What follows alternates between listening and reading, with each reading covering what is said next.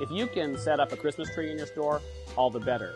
I'm going to share with you a couple of really good ideas on displaying the Christmas tree very easily, and the ideas are free first time. But if I've got to show them to you a second time, it's going to cost you, okay? Mark, it's a DVD. Oh, so they can play it again. Great. You always ruin my day. Well, it's Spirit of Christmas, so we're going to share these things with you. First thing, when you get the fairies or elves in the boxes, they're pretty tight in there. They kind of look like that. They don't look that great. You want to be sure that you fluff them out. When you do fluff them out, you're creating some energy, you're creating some drama, you're creating some movement, you're creating some excitement. That's what we want. Let's tell a story. Have your fairies and elves working on a big project, just like I've got these elves here passing up ornaments to decorate the tree. I love here the scale that this creates when we put a disproportionately large ornament in an elf's hand. It just creates magic. Also, fly some fairies outside of the tree. That's what their wings are for. You've got two fairies here, and the garland is being put on the tree, so that's what they're interacting with each other. Use them as your tree topper, as I've got the tree topper fairy up there. Again, it creates some magic on the top of your tree. It's actually pretty easy to create some magic on your tree and in your displays. Sometimes it's a bit of a challenge coming up with the ideas, but telling the story with our displays really does become a lot of fun, and it actually says quite a bit about ourselves. Don't be afraid, just roll up your sleeves and try it. Okay, fluffing and posing your fairy is real important, so let's do another one.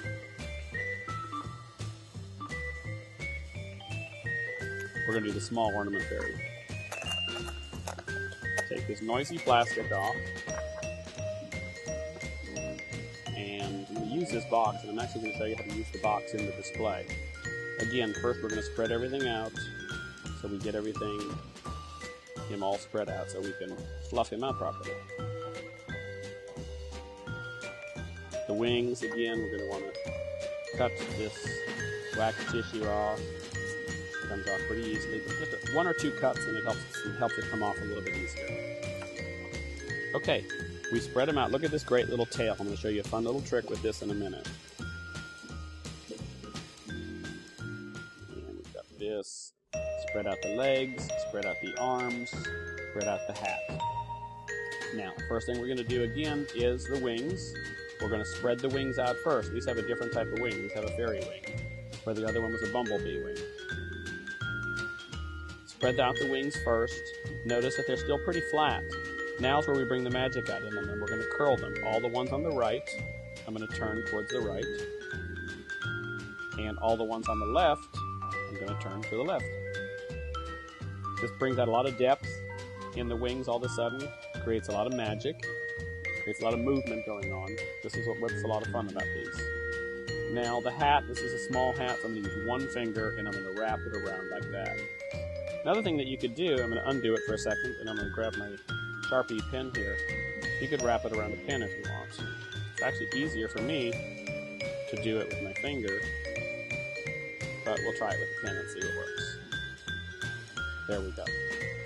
Now again, I'm going to do the anatomically correct positions, which is the hip joint, and the knee joint, and the hip joint, and the knee joint. He's got long toes. I want to curl his toes. Curl his toes again here. Pull up the arm, this arm here. Turn the head a little bit. Arch the back, as I did before. I'm going to pull this all back again. Flex his back and arch his back a little bit. And now I want to show you this other little trick here. Let's get this registration card out of the way for a minute. I'm going to use the Sharpie pen and just curl the back of his coat like so, and create some movement with that, and watch then what I do with it. I'm not done with it yet. Curl it up, and then I'm going to uncurl it with just a little bit and loosen that curl. Get some nice movement going on. A nice clean line is really what I'm looking for here, and that's just what I've gotten, is a nice clean line with him.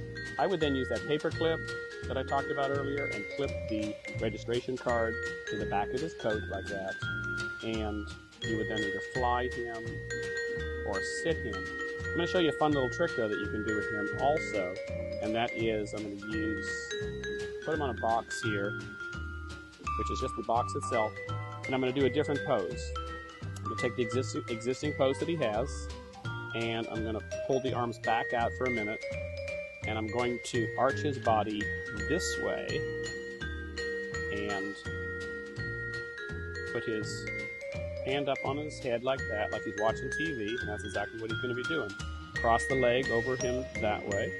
I'm going to actually let this ornament be part of our balancing here. And put the card back here again.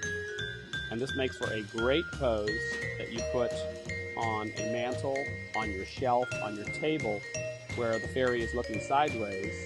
Maybe I need to adjust his head a little bit. Don't be afraid to play with these and move them a little bit, because that's where you get the movement going on. With the hands and the legs and everything. You still see the curl of his cape back there. You still see the magic of his wings. You've got his hat and the tail from the hat coming off. This creates a lot of movement and a lot of magic. That's the idea with these. Another one. Same guy. Easily repose him a little bit.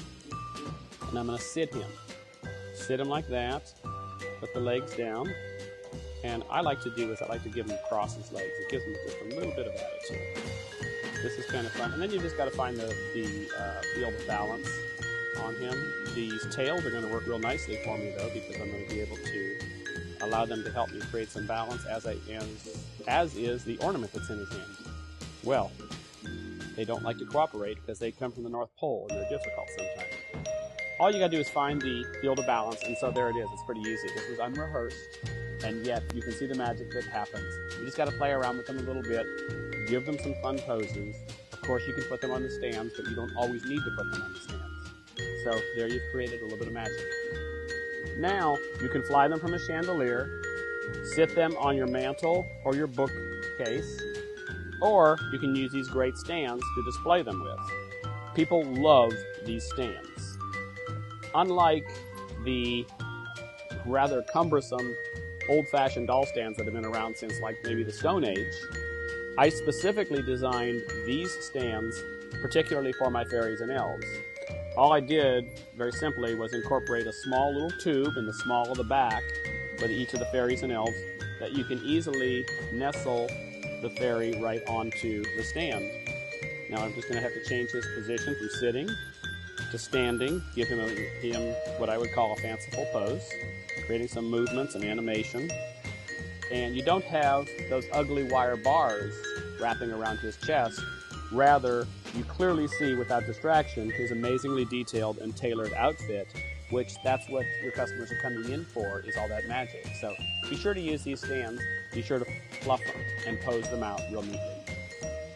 Look at the great interaction of all the fluffed out fairies and elves. And they just look really good together. You can group them together. I'm going to grab some of the tent cards and put them on them. The Drummer Boy elf, the Hollyberry elf, and the Fanciful fairy. These are the ones I have right here. And see how they're all grouped together. Creates a story. They're kind of interacting together. Yet at the same time, notice that I have them together and yet separated. Here are all the elves all together coming across the side and the front.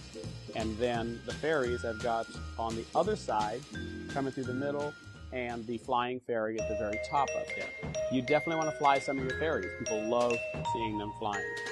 Create some magic again. Okay, I hope that we inspired you today, and you've got some good ideas that you can take to your store, that you can have a good time with, that you can have fun doing displays, rolling up your sleeves and just getting started and getting it done. You're going to have a lot of fun doing it, and you think so? Yeah, I think so too. Have fun, enjoy, and be successful.